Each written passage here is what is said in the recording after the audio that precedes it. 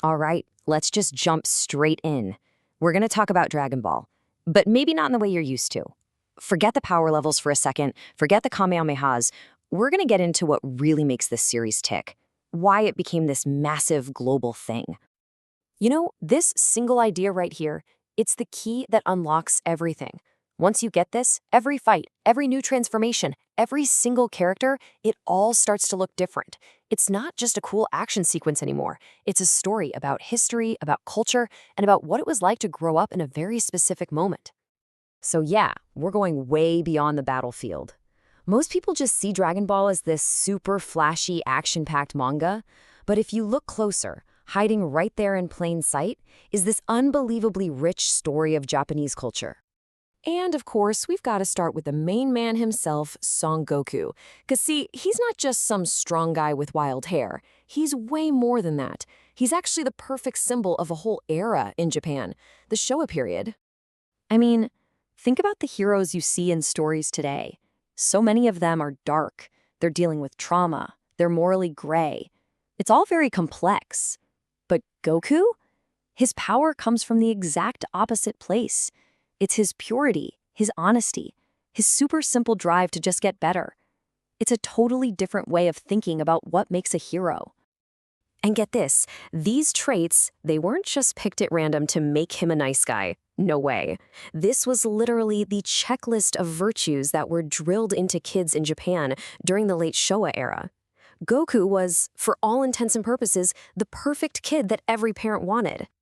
And that perfectly taps into the philosophy that was driving the entire country at the time.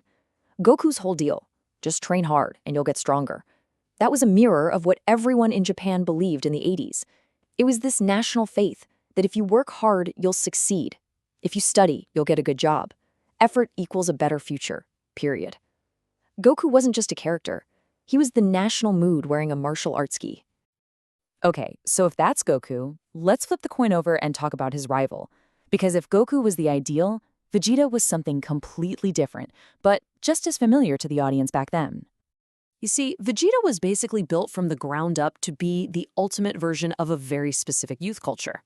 He was the perfect Supari, which was kind of like the rebellious, tough guy delinquent that was a huge thing in the 80s and early 90s.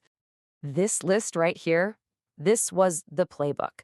Unbelievable pride, can't stand losing, secretly super lonely and wants friends but puts on this tough act. Sound familiar? And deep down, he's a good guy. Anybody watching this at the time would have immediately recognized this archetype. It was a reflection of their own generation. And that's the genius of it, right? The contrast is everything. You've got Goku, the pure, perfect Showa boy, facing off against Vegeta, the angsty, complicated rebel. That tension, that dynamic between the ideal son and the ultimate outsider, that's the beating heart of the whole series.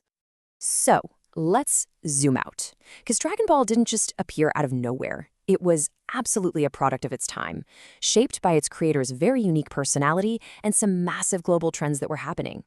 And right here, this is the central mystery of Dragon Ball. The guy who created the most famous battle manga of all time apparently hated conflict. He wasn't into drama, so how in the world did he end up making this? Well, the answer is pretty incredible.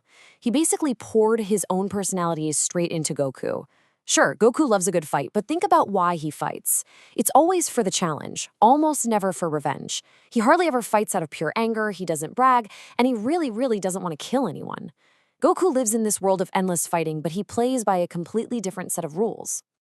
Now, at the same exact time, you have to remember what was going on in movies. The 1980s was the decade of the muscle hero. We're talking Rocky, Rambo, The Terminator. This idea that muscle is justice was this huge cultural wave coming out of America, and it hit Japan in a big way. So what did Toriyama do? In a stroke of genius, he took that muscle is justice idea and just turned it up to 11. Then he turned it up to 1,000. This constant, almost ridiculous escalation of power became the series' trademark.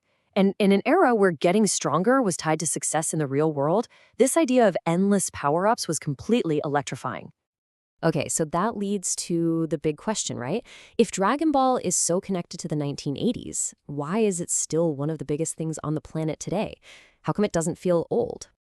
I mean, look at how our idea of a hero has changed. We went from the pure hero in the 80s to the cool rebel in the 90s, to the hero defined by their inner conflict in the 2000s, and now to heroes we value for their empathy. By all logic, a simple, pure hero like Goku should feel totally out of date. But he doesn't. And the reason why is because if you strip away all the 80s cultural stuff, what you're left with is this core: effort, forgiveness, curiosity, fighting for your friends.